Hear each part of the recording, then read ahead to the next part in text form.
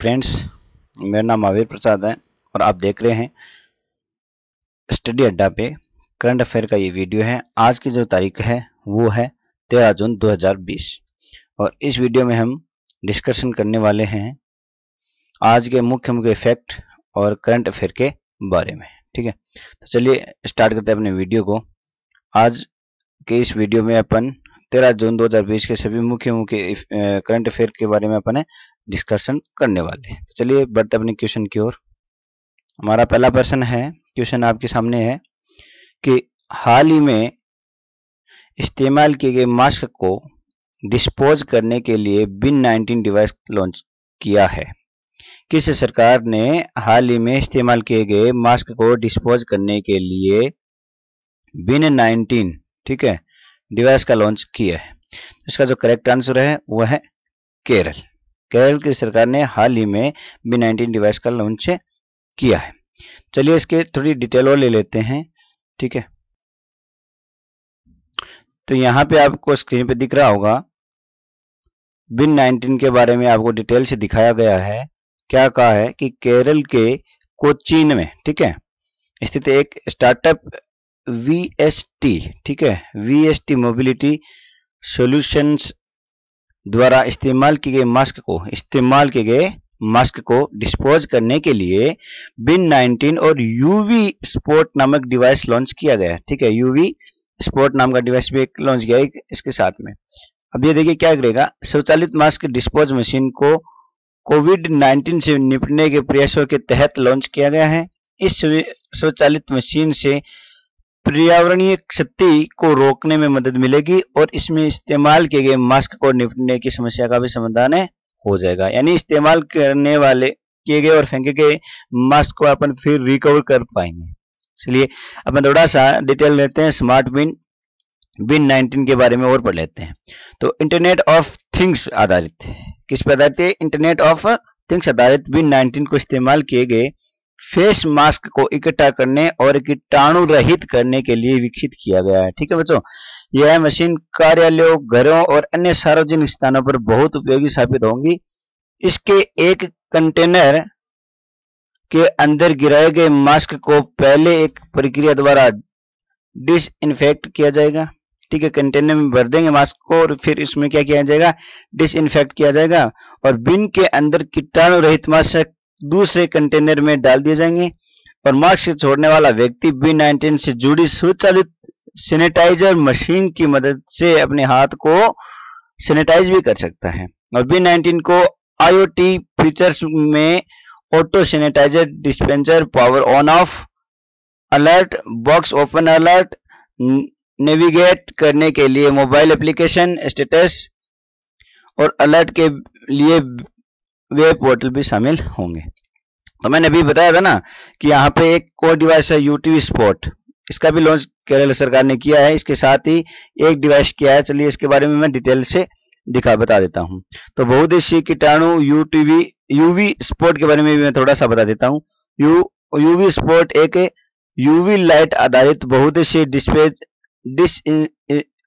क्या नाम है ये डिसइंफेक्टर है जो आंतरिक सतह और UVC लैंप के साथ डिवाइस वायरस से निपटने में कारगर होगी।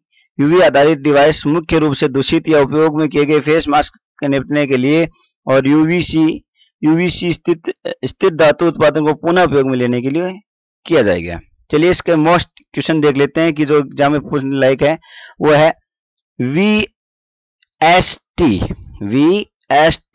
मोबिलिटी सॉल्यूशन के CEO कौन है? ठीक है, तो इसके CEO कौन है?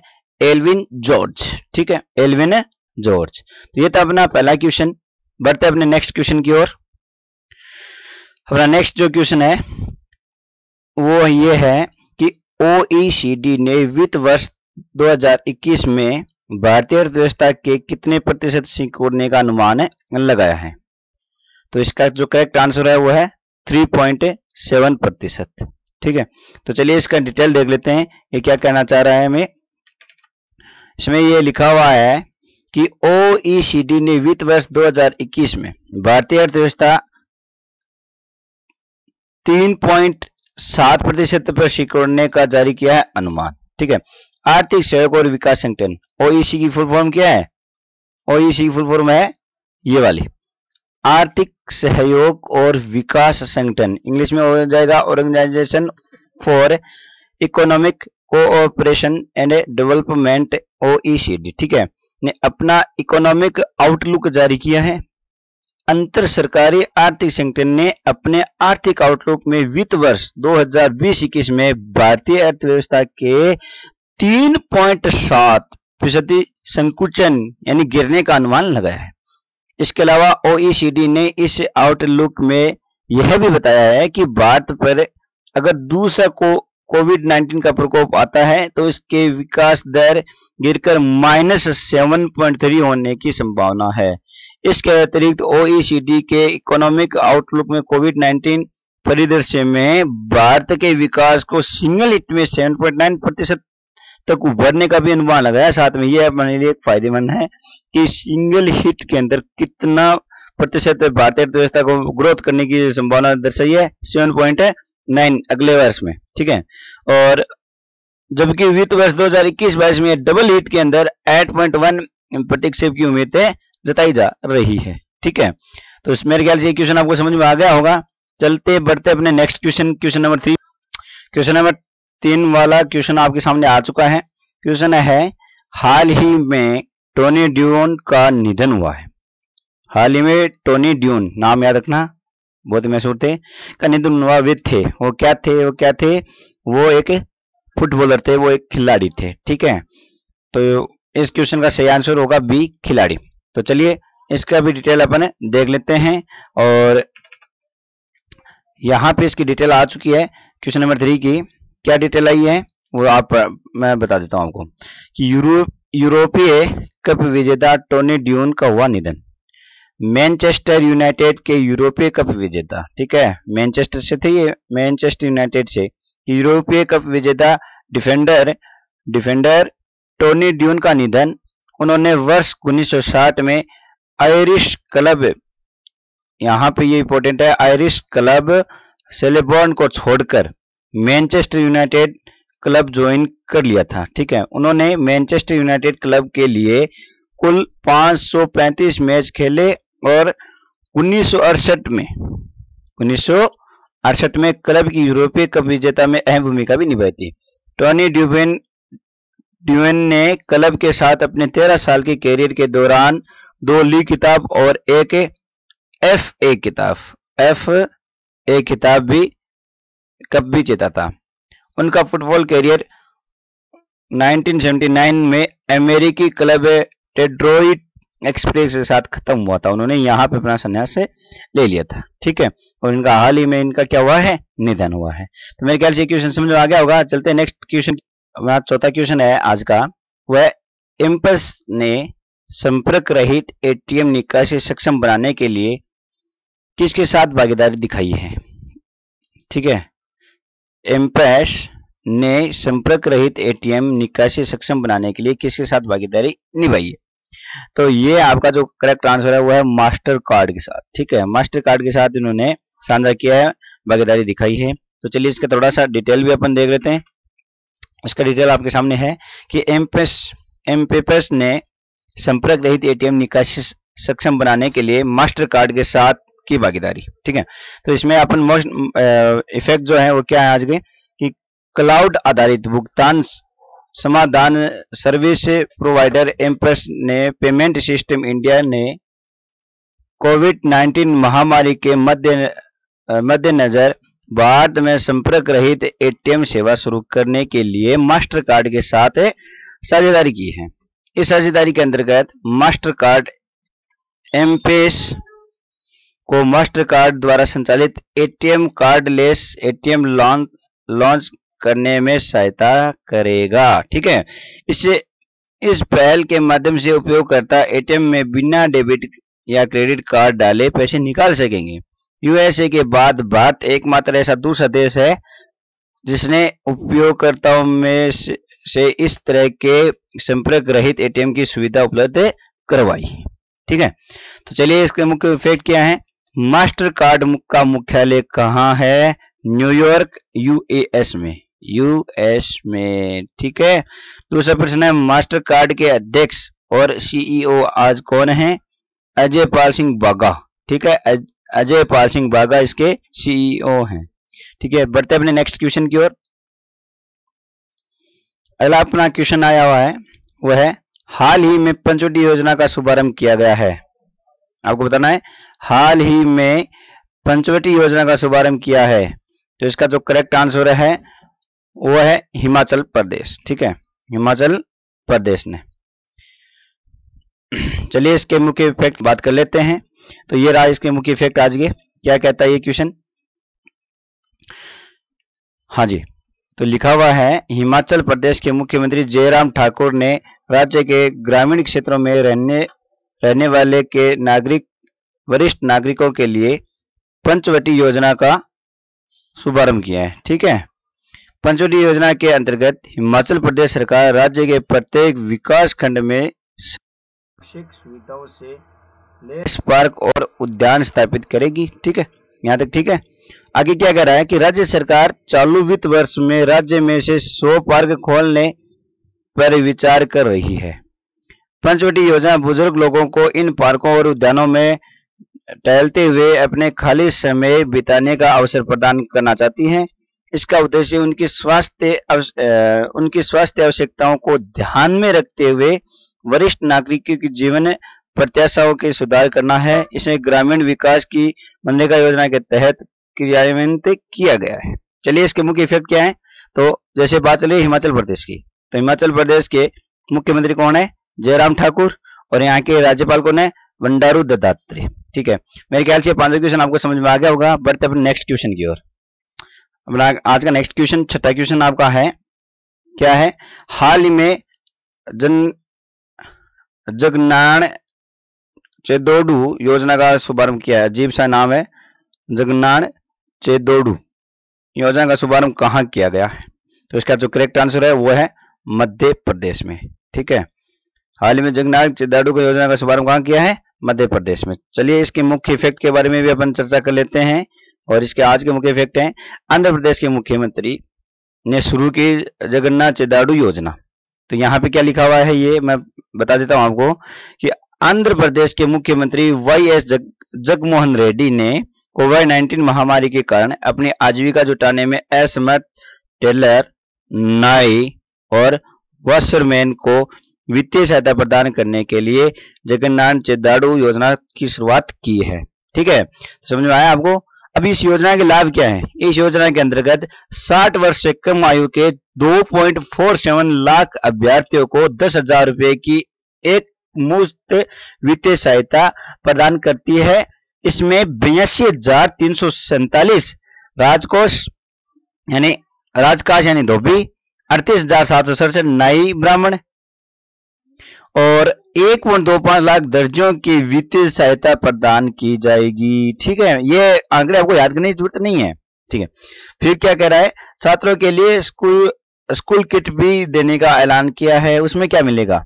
इसके अलावा मुख्यमंत्री जगनमोहन रेड्डी ने 3 अगस्त को फिर से खोलने के दिन आने वाले सभी छात्रों को स्कूल किट प्रदान करने की घोषणा की है। प्रत्येक किट में किताबें होंगी, नोटबुक होंगे, जूते होंगे, मोजे होंगे और 3 जोड़ी वर्दी भी दी जाएगी। राज्य सरकार ने इसके लिए 40 लाख छात्रों के लिए 1.20 करोड़ वर्दी बनाने का ऑर्डर दे दिया है। ठीक है, तो यह एक अच्छी पहल है। अब अपन बात कर रहे हैं आंध्र प्रदेश की, तो चलिए अपन थोड़ा सा इसके डिटेल लेते हैं। आंध्र प्रदेश के मुख्यमंत्री कौन है? वाईएस जगनमोहन रेड्डी। ठीक है, और यहाँ के राज्यपाल कौन है? विश्वभूषण हरिश्चंद्रन। ठीक है, ये आपको याद रखना है। तो चलिए बढ़ते हैं नेक्स्ट क्वेश्चन की ओर। और अपना नेक्स्ट क्वेश्चन है, हाल ही में बाल मजदूर के खिलाफ विश्व दिवस कब मनाया गया है? आपको बताना है हाल ही में बाल मजदूरी के खिलाफ विश्व दिवस कब मनाया गया है? तो इसका सही आंसर है 12 जून को। यानी 12 जून को अभी भी क्या बनाया गया है? बाल मजदूरी के खिलाफ विश्व दिवस मनाया गया है। ठीक है, कब? 12 जून को। ठीक है, शायद समझ में आ गया होगा। चलिए इसकी थोड़ी डिटेल अपन ले लेते हैं। World day against child labour यानी बाल मजदूरी के खिलाफ विश्व दिवस 12 जून को जो हमने अभी मनाया है। ठीक है, तो इसके अंदर क्या क्या मुख्य बातें हैं वो मैं आपको बता देता हूं। World day against child labour बाल मजदूरी के खिलाफ विश्व दिवस हर साल 12 जून को विश्व स्तर पर ही मनाया जाता है। अंतर्राष्ट्रीय श्रम संगठन ILO के अनुसार विश्व स्तर पर लगभग 152 मिलियन बच्चे हैं जो बाल मजदूरी में लगे हुए हैं, जिनमें से 72 मिलियन खतरनाक गतिविधियों में भी लगे हुए हैं। इस वर्ष world day against child labour को एक वर्चुअल अभियान के रूप में आयोजित किया जाएगा, जिसे दुनिया भर में बाल मजदूरी के खिलाफ मार्च निकालकर international partnership for cooperation on child labour in agriculture IPCCLA के साथ संयुक्त रूप से आयोजित किया जाएगा। ठीक है, ये आपको समझ में आ गया होगा यहाँ तक का, ये मोस्ट इफेक्ट है। यहाँ पे आगे क्या कह रहा है कि बाल मजदूरी के खिलाफ विश्व दिवस के बारे में थोड़ी सी अपन डिटेल लेते हैं। तो इंटरनेशनल लेबर ऑर्गेनाइजेशन ILO, ठीक है, बहुत इंपॉर्टेंट है, याद कर लेना। तो वर्ष 2002 में world labour against child labour की शुरुआत की थी, जो कि बाल मजदूरी की विश्वव्यापी समस्या पर ध्यान केंद्रित था और इसे खत्म करने के लिए कार्रवाई और प्रयासों की जरूरत पर आधारित था। प्रत्येक वर्ष 12 जून को यह दिवस सरकारों, नियोक्ताओं और श्रम संगठनों, नागरिक समाज के साथ साथ दुनिया भर के कई लोगों को एक साथ लाता है, जो कि बाल मजदूर की दुर्दशा को उजागर करता है। उनकी सहायता के लिए अवसर प्रयास करते रहते हैं। तो अब इसे जो मुख्य इफेक्ट है, अंतर्राष्ट्रीय श्रम संगठन का मुख्यालय कहाँ है? ठीक है, तो जिनेवा में, जो और जिनेवा कहाँ है? स्विट्जरलैंड में। ठीक है, अभी इसके अध्यक्ष कौन है? तो गाय राइडर। ठीक है, इसके मुख्य अध्यक्ष कौन है? गाय राइडर। और अंतर्राष्ट्रीय श्रम संगठन की स्थापना कब की गई थी? 1919 को। ठीक है, 1919 को। तो इस क्वेश्चन से काफी जानकारी निकलती है। चलिए बढ़ते हैं नेक्स्ट क्वेश्चन की ओर। नेक्स्ट क्वेश्चन जो है वो है, हाल ही में योजना आयोग के किस पूर्व सदस्य का निधन हुआ है? योजना आयोग, अभी तो ये नीति आयोग चल रहा है आपका। ठीक है, नीति आयोग। लेकिन योजना आयोग के किस पूर्व सदस्य का निधन हुआ है? तो इसका सही करेक्ट जो आंसर है वो है ऑप्शन ए वेदनाथन का। ठीक है, ऑप्शन ए इसका करेक्ट है, ए वेदनाथन का। चलिए इसके बारे में थोड़ी सी डिटेल ले लेते हैं अपन। तो इसकी क्या है डिटेल? योजना आयोग के पूर्व सदस्य ए वेदनाथन का हुआ निधन। ठीक है, तो इसके बारे में भी मैं आपको बता देता हूं। योजना आयोग के पूर्व सदस्य ए वेदनाथन का निधन वे साल 1962 से 72 तक योजना आयोग के परिप्रेक्षक योजना प्रभाग के सदस्य रहे थे। ठीक है, परिप्रेक्षक योजना प्रभाग के सदस्य थे, ये याद करना आपको। इसके अलावा वे Madras institute of development studies और सेंटर फॉर डेवलपमेंट स्टडीज में प्रोफेसर भी रह चुके हैं। वेदनाथन ने साल 2004 में सहकारी क्रेडिट संस्थाओं के पुनरुत्थान के लिए सरकार द्वारा गठित टास्क फोर्स की अध्यक्षता भी की थी और कृषि आय के कराधान पर KN राज समिति 1969-70 के सदस्य भी थे। ठीक है, वह भारत की सांख्यिकी प्रणाली और राष्ट्रीय नमूना सर्वेक्षण को विकसित करने में भी सक्रिय रूप में शामिल थे। डॉक्टर वेदनाथन उस दौरान भारतीय रिजर्व बैंक के केंद्रीय बोर्ड के सदस्य थे जब वो नवंबर 2008 में मुंबई के ताज होटल पर वे आतंकी हमले में बचे लोगों में शामिल थे। ठीक है, तो ये थी आपकी डिटेल ए वेदनाथन की, जिनका हाल ही में निधन हुआ है। चलिए बढ़ते अपन अपने अगले क्वेश्चन की ओर। अगला क्वेश्चन है, शोभा शेखर को medal of the order of Australia से सम्मानित किया गया है। ठीक है, शोभा शेखर को medal of the order of Australia से सम्मानित किया जाएगा। वे क्या हैं? तो इसका जो करेक्ट आंसर है वो है संगीतकार हैं। ठीक है, इसका जो करेक्ट आंसर है वो क्या है? वो एक संगीतकार है। ठीक है, तो चलिए इनके बारे में थोड़ी सी अपने डिटेल ले लेते हैं। शोभा शेखर को किया जाएगा medal of the order of Australia से सम्मानित। ठीक है, तो इसमें क्या क्या आएगा कि भारतीय संगीतकार और ऑस्ट्रेलिया के कलाकृति संगीत संगठन की संस्थापक शोभा शेखर को medal of the order of Australia से सम्मानित किया जाएगा। मॉन्ट्रियल स्थित यूनिवर्सिटी ऑफ मेलबर्न की कलाकार और लेक्चरर को क्वीन के जन्मदिन की साल 2020 की सम्मान सूची में शामिल किया गया है। उन्होंने समुदाय और देश के लिए उनकी सेवा के लिए मेडल ऑफ द ऑर्डर के लिए चुना गया है। थोड़ा सा अपन मेडल ऑफ द ऑर्डर क्या है वो देख लेते हैं अपन। ठीक है, medal of the order of Australia Australia के समुदाय या वैश्विक अथवा घरेलू स्तर पर किए उत्कृष्ट योजनाओं योगदान करने वाले व्यक्तियों को प्रदान किया जाता है। ठीक है, किसको? ये वैश्विक अथवा घरेलू स्तर पर किए गए उत्कृष्ट योगदान करने वाले व्यक्ति को प्रदान किया जाता है। इसके अलावा यह ऑस्ट्रेलियाई नागरिकों और अन्य व्यक्तियों को उपलब्ध या मेधावी सेवा के लिए मान्यता देने के लिए स्थापित एक शिष्टाचार का सम्मान है। ठीक है, चलिए ऑस्ट्रेलिया की बात है तो अपन ऑस्ट्रेलिया के बारे में मुख्य इफेक्ट देख लेते हैं। ऑस्ट्रेलिया के प्रधानमंत्री का नाम क्या है? Scott Morrison.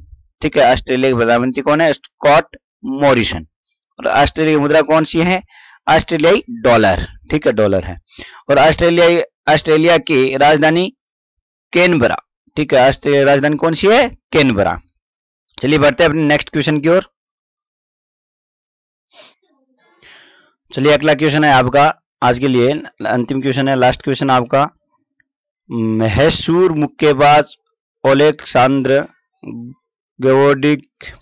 गवोर्डिक ने संन्यास का ऐलान किया है, वे किस देश से हैं?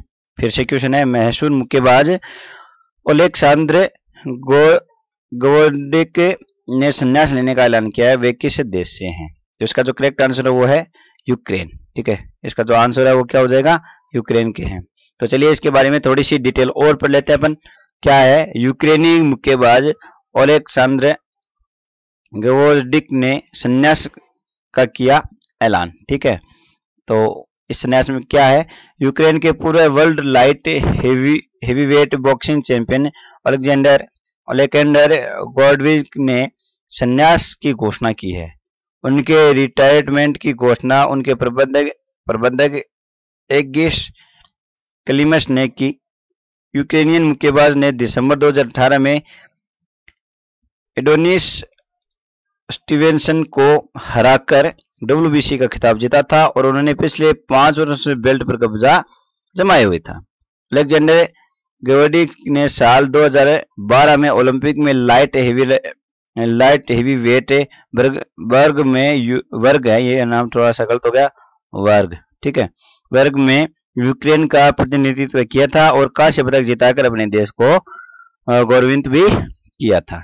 तो ये थे आपके 10 मोस्ट इंपोर्टेंट क्वेश्चंस आज के। मेरे ख्याल से आपका आज का सेशन आपको अच्छा लगा होगा। अगर लगा तो इसको शेयर करना, सब्सक्राइब करना और मेरे चैनल को सब्सक्राइब ज़्यादा से ज़्यादा सब्सक्राइब जरूर करें। और ये आपके 10 क्वेश्चन आपके सामने मैंने ये डिटेल से दिए हैं। तो चलिए मिलते हैं अपन नेक्स्ट डे नए करंट अफेयर के साथ। तब तक के लिए राम राम।